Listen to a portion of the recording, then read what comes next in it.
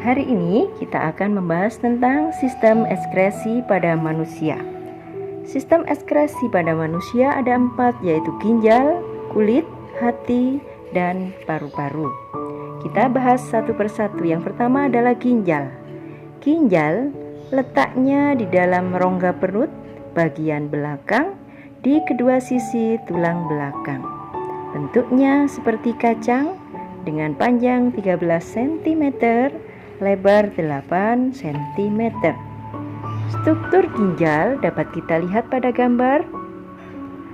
Terdiri dari bagian medula, pelvis, dan korteks.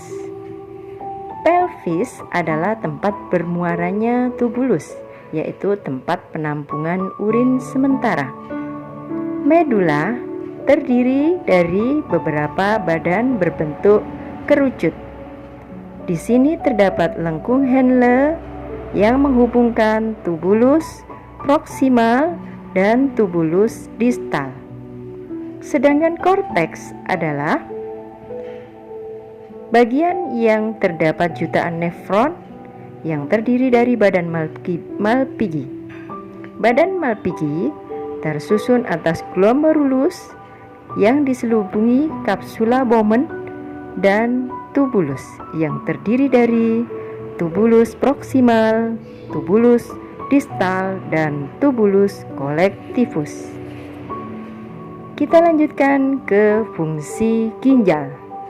Fungsi ginjal antara lain mengeluarkan sisa-sisa produk dari tubuh, menyeimbangkan cairan tubuh, memproduksi sel darah merah, mengatur tekanan darah, menyaring 120 sampai 150 liter darah per hari, dan mengaktifkan vitamin D untuk kesehatan tulang dan gigi.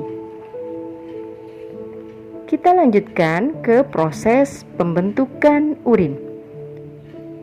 Ada 3 proses pembentukan urin. Yang pertama filtrasi, reabsorpsi, dan augmentasi. Yang kedua adalah kulit. Kulit strukturnya sebagai berikut. Yang pertama epidermis, kedua dermis, dan ketiga hipodermis.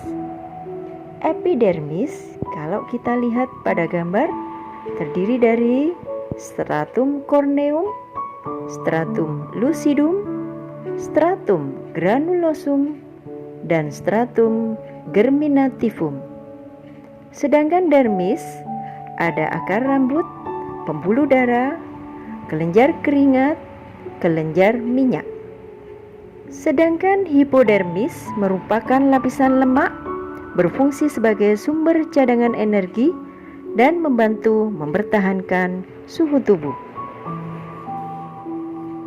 Kita lanjutkan ke fungsi kulit.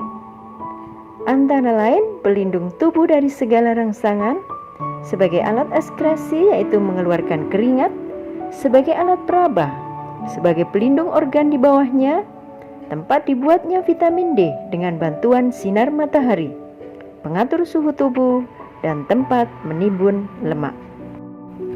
Yang ketiga adalah hati. Hati merupakan salah satu alat ekskresi karena hati mengeluarkan urea dan amonia keluar tubuh. Hati terletak di rongga perut bagian kanan di bawah diafragma. Hati berwarna merah tua kecoklatan dengan berat sekitar 2 kg. Fungsi hati adalah penyimpan lemak dalam bentuk glikogen, perombak dan pembentuk protein, penawar racun pada makanan, perombak sel darah merah. Mari kita lihat proses sistem ekskresi pada hati. Sel darah merah yang tua atau rusak dirombak menjadi sel-sel histiosit yang menghasilkan hemin, zat besi, dan globin. Yang keempat adalah paru-paru.